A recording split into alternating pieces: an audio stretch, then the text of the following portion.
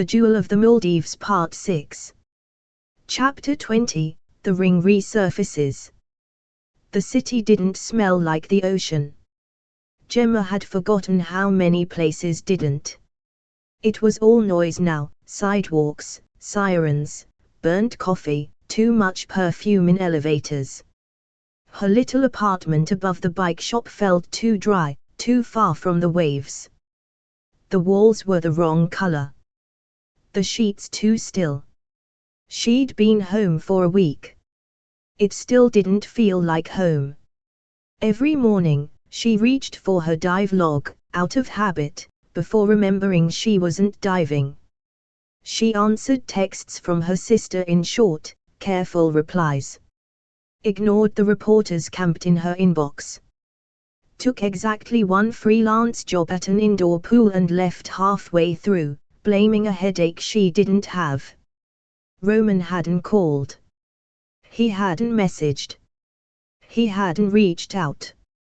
But the envelope sat on her nightstand, unopened.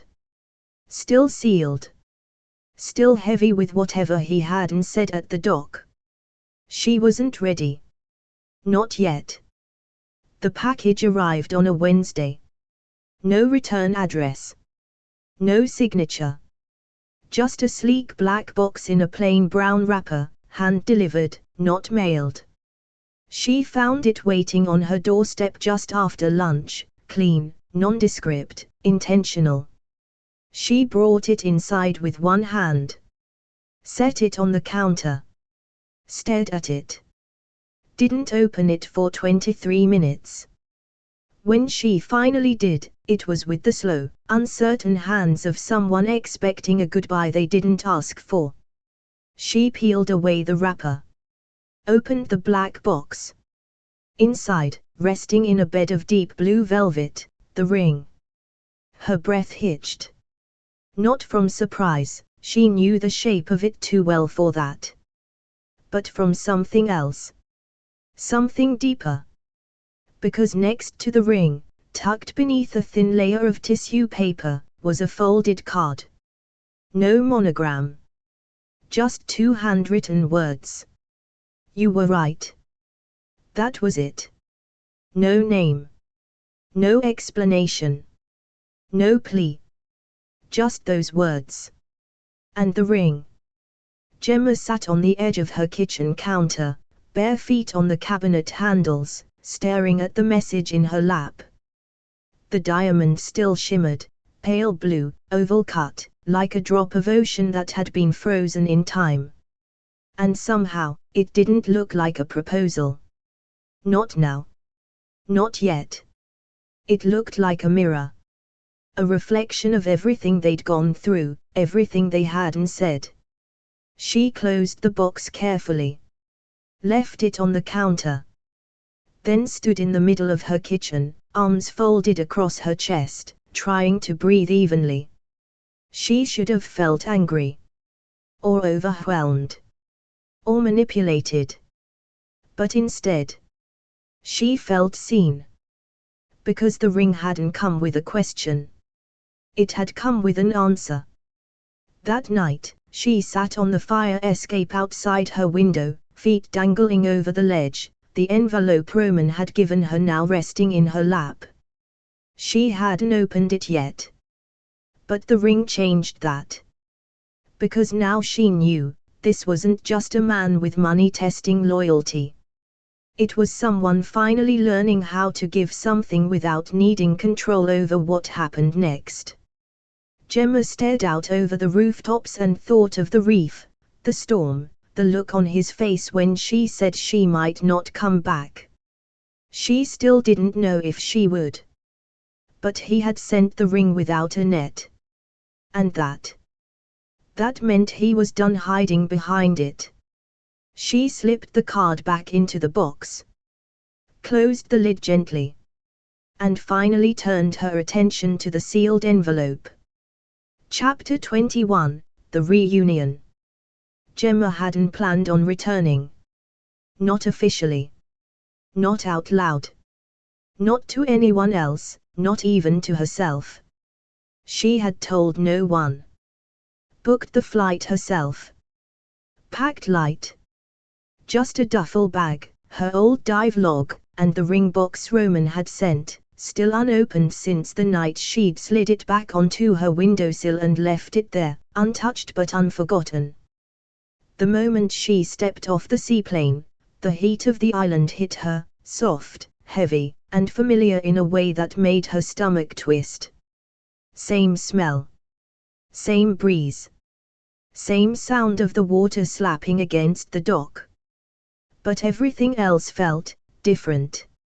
Sharper. Focused. Expectant. She hadn't even crossed the pier before she noticed it. Something was off. The staff were smiling, too much. Not the polite resort smiles. Not the ones she remembered from her first week, when she'd been just another client. These were bigger. Softer. Secretive. The woman who greeted her at the dock, someone Gemma didn't recognize, wore a sleek headset and a white clipboard, and said brightly, "Welcome back, Miss Hart. We've been expecting you." Gemma blinked. "I didn't tell anyone I was coming." The woman just smiled. "Mr. Gray anticipated your arrival. This way, please." Gemma's heart kicked. Just once. Sharp and low. She was escorted not to her old bungalow, but to a different one. Larger. Corner unit. Facing the reef she knew too well. The same reef where she'd dropped the ring. Found the locket. And learned how to forgive a man who never really expected to be forgiven. Inside, the air smelled faintly of jasmine and sea salt. A glass of fresh coconut water sat on the table beside a small note, handwritten, just like before. "Take your time. Dress comfortably. Join us when you're ready." Gemma read the note twice. Us. She looked out the window. And that's when she noticed it. The island was full. But not like before. Not with tourists or luxury seekers or wealthy clients demanding sunset packages. No. This was something else entirely. The beach had been transformed. A wide arch of sheer white fabric had been installed at the water's edge. Tables with silver accents lined the palm grove near the west reef. Lanterns, tall, gold, and swaying in the breeze, dotted the walkways. Soft acoustic music floated through hidden speakers, and the staff. All dressed in formal white. It was unmistakable. A private event. Gemma stepped onto the boardwalk barefoot, hands curled at her sides, trying not to overthink every glance sent her way. Someone offered her a drink. She declined. Politely. The air buzzed with something just shy of suspense. Near the dive dock, she passed two staffers she recognized. One of them, a young maintenance guy named Miko, gave her a nod and a knowing smile. "Welcome back," he said. She nodded slowly. "What's going on?" He looked at her, not surprised by the question, and replied simply, "Mr. Gray asked us not to spoil it." "Spoil what?" As she walked further toward the center of the island, the signs became impossible to miss. The dining pavilion was decked out, white linens, candlelight, even a raised platform in the center, surrounded by tropical flowers and coral pieces artfully arranged. There was no crowd. Just a carefully curated number of guests. 20. Maybe 30. They were all dressed elegantly, quietly seated, sipping champagne, speaking in low voices. And every one of them looked toward her the moment she stepped into view. Gemma froze. A woman she didn't recognize, tall, elegant, effortless, polished, leaned toward another guest and whispered something behind her hand. A photographer adjusted a lens from the corner. A string quartet she hadn't noticed began to play softly. This wasn't a rehearsal. This was something real. Something already happening. Gemma's heart thudded in her chest. Not out of panic. Not yet. But out of something more vulnerable than that, hope. Because if Roman wasn't here, none of this would be. She took a slow breath, adjusting the strap on her bag. And then someone said, from just behind her. "You made it." Gemma turned. There he was. Roman Gray.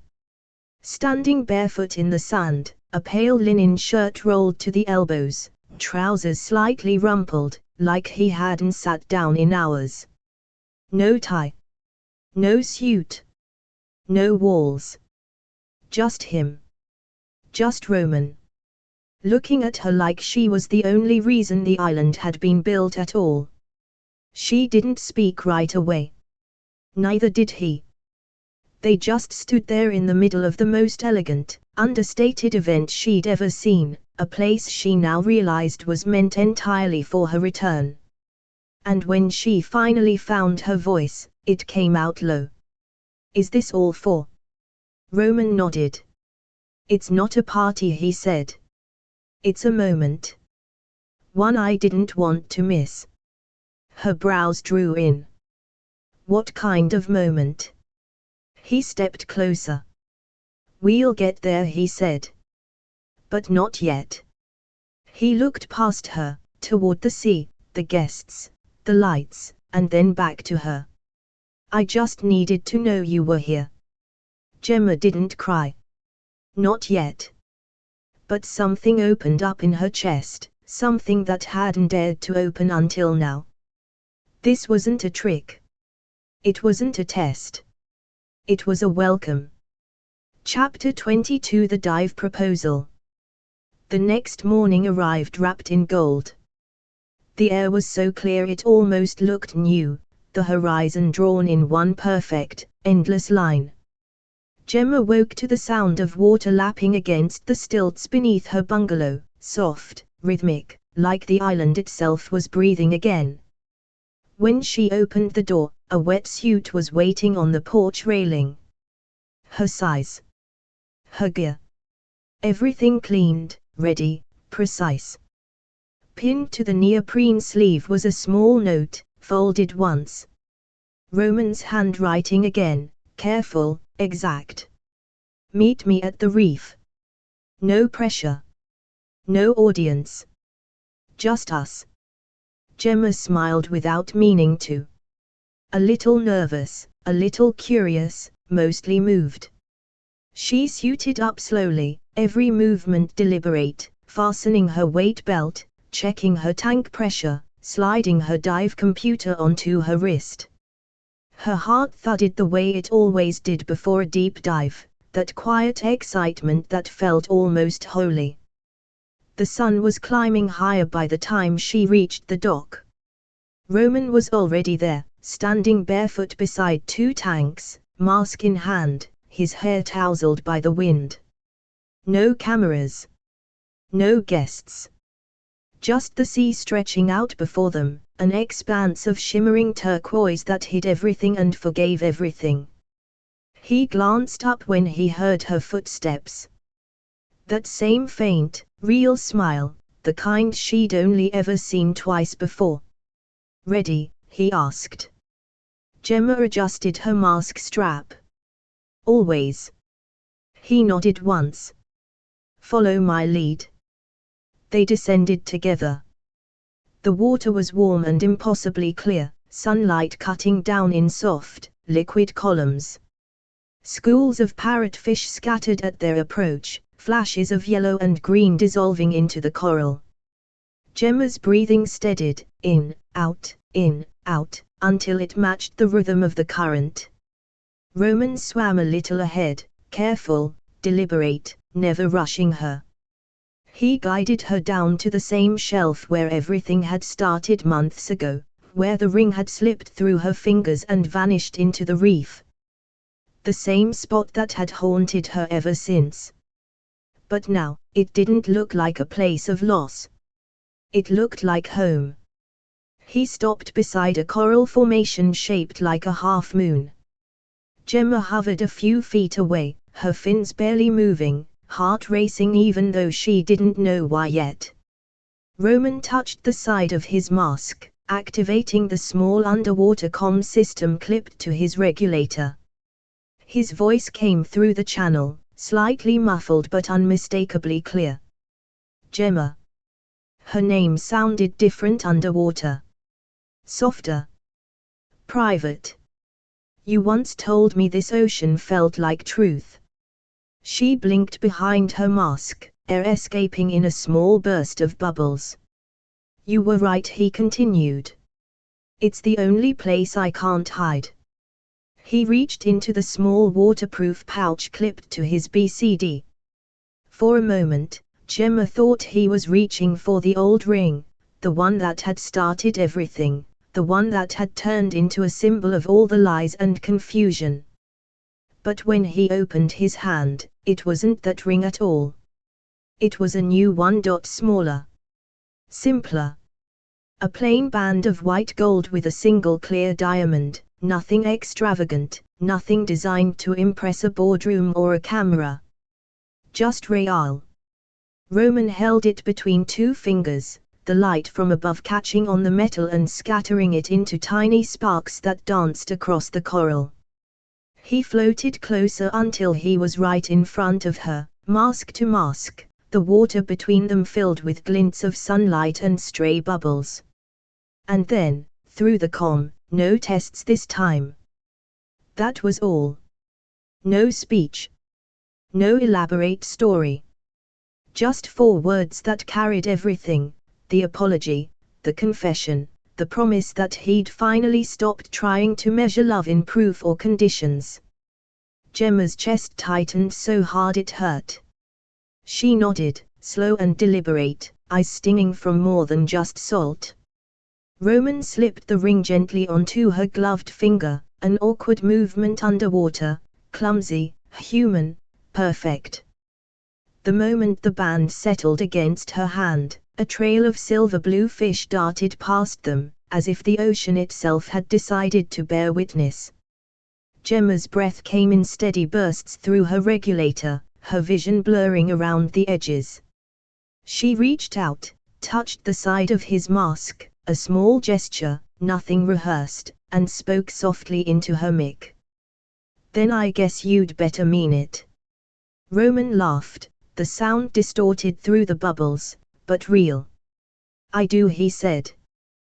They hovered there for a long time after, just drifting. No cameras. No applause. No ring box to snap shut.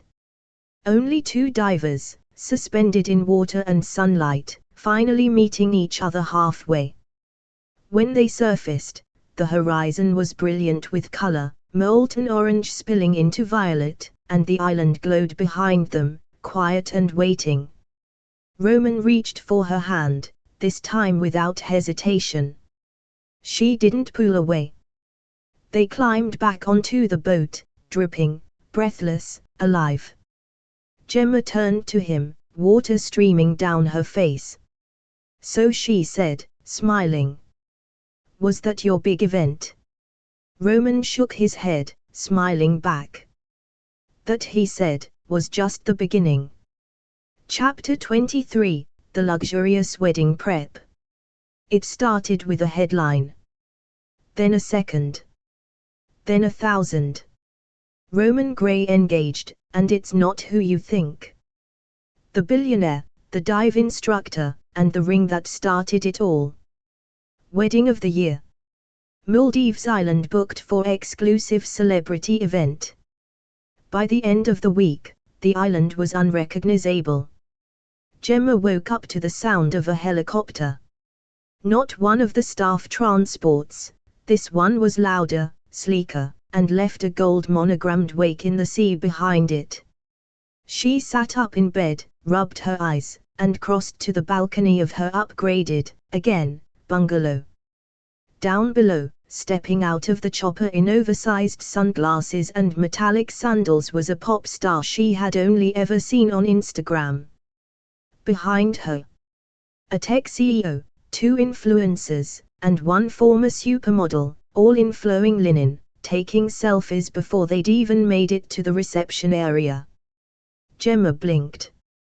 The first word that came to mind. Oh. No. By noon, the private event Roman had promised had turned into a full-on luxury takeover. Someone, probably Elise, back in the loop now with PR in full swing, had orchestrated a press rollout so elegant, so meticulously planned, that even the tabloids were impressed. Not scandalized. Impressed. The wedding was to be small, but the definition of that word had changed. Gemma stepped out to grab coffee and passed a flower crew unloading crates of imported orchids, a lighting designer testing custom underwater lanterns, and a woman, who she later found out was a Michelin-starred pastry chef, trying to wrangle a sugar swan sculpture into the walk-in freezer.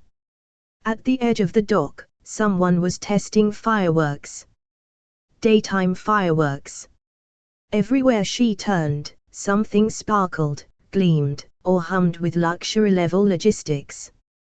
She tried to keep her cool. She did. But by the time someone handed her a binder labeled Preliminary Gown Concepts Volume I, she actually laughed out loud. "This has volumes?" she asked, flipping through sketches of dresses that looked like they required their own teams of engineers. The stylist, a French woman named Nadine with sharp cheekbones and the patience of a saint, nodded serenely. "We're aiming for timeless excess," Nadine said. "Chic, but dramatic. Feminine, but imposing. Couture with an undercurrent of marine emotion." Gemma blinked. Marine emotion. Nadine gave a little shrug. "You're the ocean girl, no?" Gemma smiled weakly. "That's one way to put it." Roman stayed out of most of it. He checked in. Smiled when she looked overwhelmed. Kissed her on the forehead after a particularly chaotic flower consultation and said, "You don't have to do all of this, you know."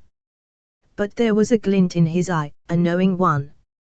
Because despite all her resistance, despite the chaos, despite the stylist appointments and the table-setting debates, Gemma was kind of thrilled. Not because of the excess. Not because of the cameras or the private guest list or the aerial drones hired to take panoramic photos of the ceremony from above. No, she was thrilled because it was happening. Because Roman had meant it. Because the man who once tested her loyalty with silence and secrets was now making sure the whole world knew exactly who she was to him. No guessing. No hiding. Just this. At one point, she sat on the edge of the pavilion, barefoot, sipping something chilled from a crystal glass she hadn't asked for, and watched 3 stylists argue over whether her veil should include sea glass beads or leave room for light.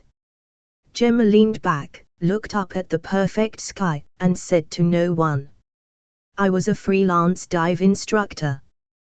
One of the stylists turned. "Sorry." Gemma grinned. "Nothing. Please continue." That evening, Roman found her pacing in her bungalow, hair still damp from the ocean, an open notebook in her hand. "You okay?" he asked, leaning against the doorframe. She looked up at him. "I just had someone ask me if I want the violinists in soft blue or troubled gray." He grinned. "Troubled gray sounds kind of chic." She dropped the notebook on the bed. "I don't know what I'm doing." Roman crossed the room, kissed the top of her head, and whispered, "Neither do I. But you look amazing doing it." Gemma groaned.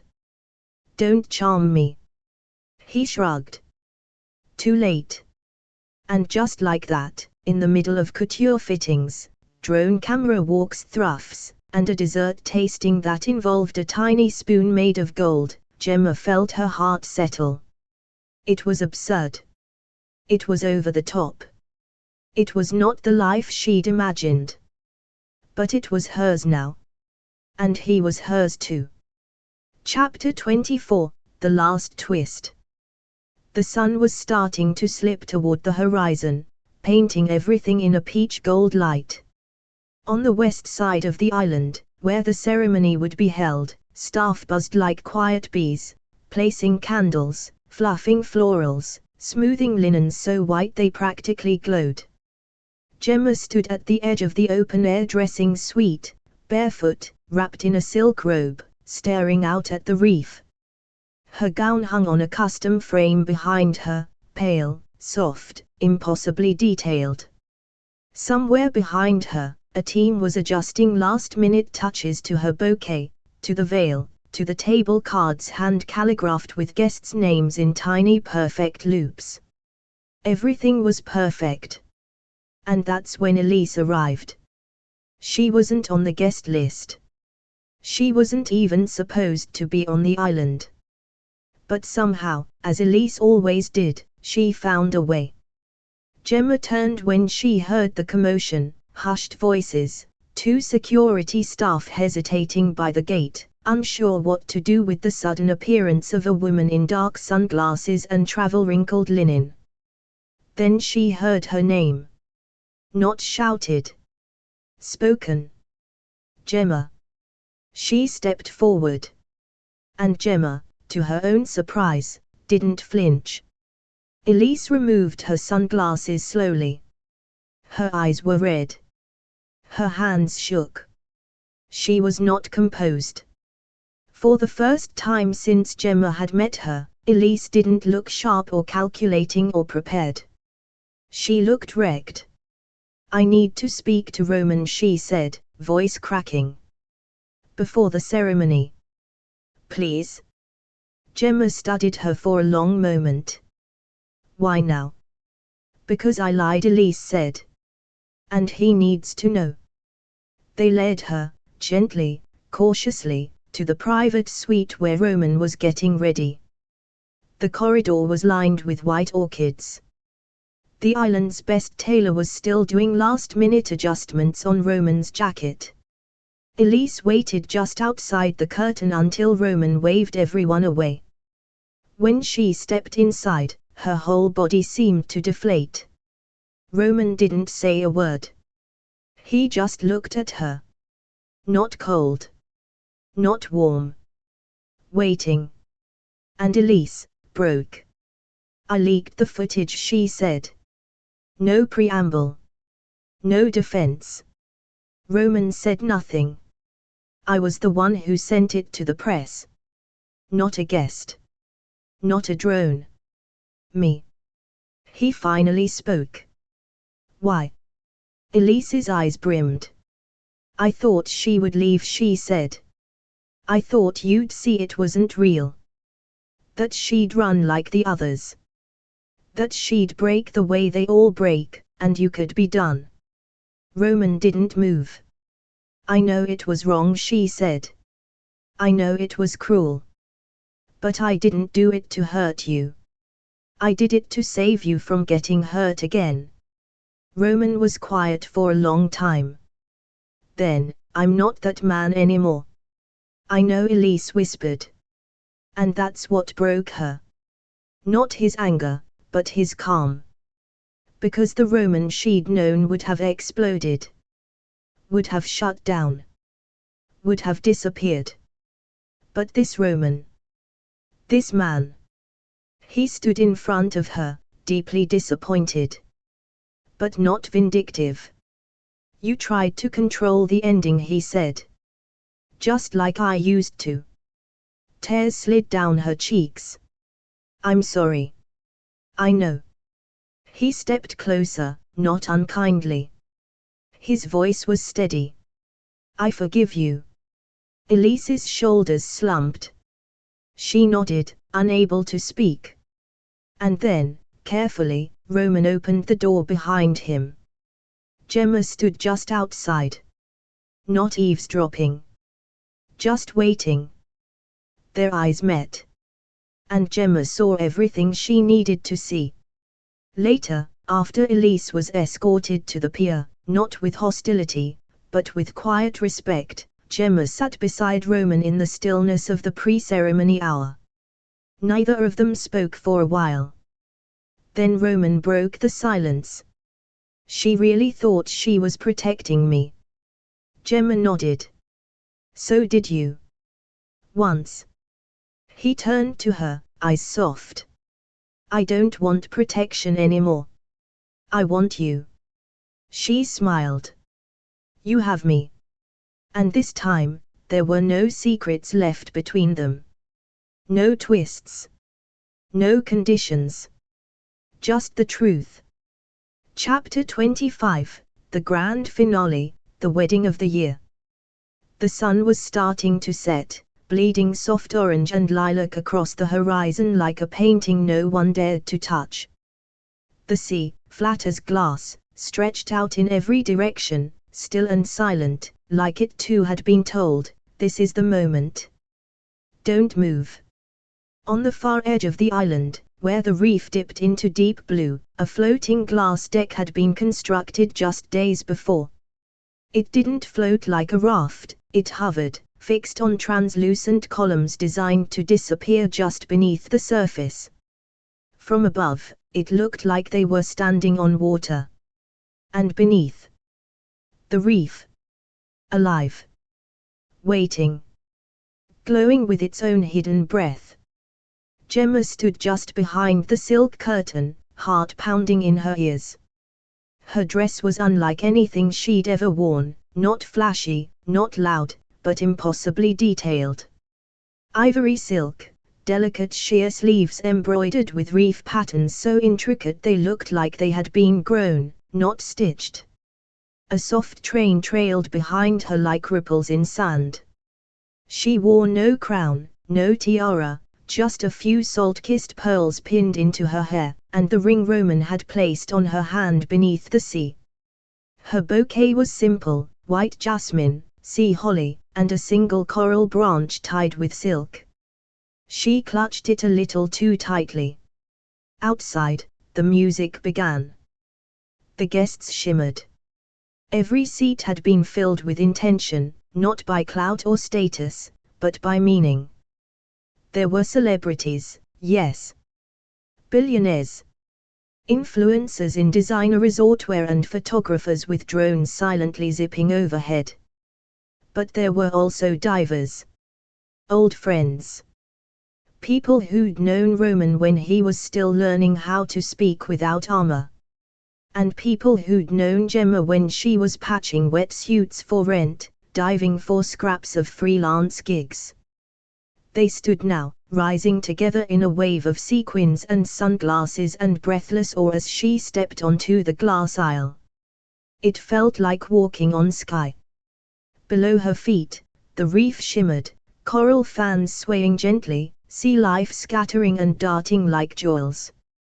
The transparency of the glass made it feel as though she was hovering, suspended between sea and sky, past and future. At the end of the aisle, Roman waited. No tie. No ceremony of excess. Just him, linen suit, bare ankles, expression wrecked with love. When their eyes met, the whole world dimmed. The officiant spoke only briefly. Words like wild, unexpected and true. Words like tested and forgiven. And then, with the last rays of sun curling into violet and gold. Roman Grey, do you take this woman, beneath the sky and over the sea, to be your wife? He didn't hesitate. But he didn't just say I do. He leaned close, and whispered just loud enough for Gemma to hear. You were the real treasure all along. Gemma smiled through tears. The reef below lit up. It wasn't staged. It wasn't timed. It was just magic, nature's quiet nod. Bioluminescence, blue, flickering, rippling like laughter, bloomed beneath the glass, lighting the reef like a living chandelier. Gasps rippled through the crowd. Gemma's hands trembled. "I do," she whispered. "So much." The kiss was soft, unhurried, complete. And then, fireworks launched from the edges of the island, perfectly timed to the second. They exploded in delicate bursts, gold, pearl, soft coral pink, reflected off the water like another universe was celebrating alongside them. Champagne was poured. Glasses clinked. Someone played a jazz violin under the palm trees while a drone soared up, up, up, capturing everything. The glowing reef. The floating glass. The couple silhouetted in the light, heads together, forehead to forehead. The drone pulled back, revealing the island bathed in candlelight, glowing with guests, laughter, and the soft crackle of a new beginning. And then, the screen fades to black. Just for a moment. And then, the jewel of the Maldives. A true story. The kind that starts in deep water, and ends in light. Thanks for listening to Billionaire Romance Stories, where love meets luxury in the most unexpected places. If you enjoyed this story, make sure to like, subscribe, and drop a comment. We love hearing your favorite twists and favorite theories.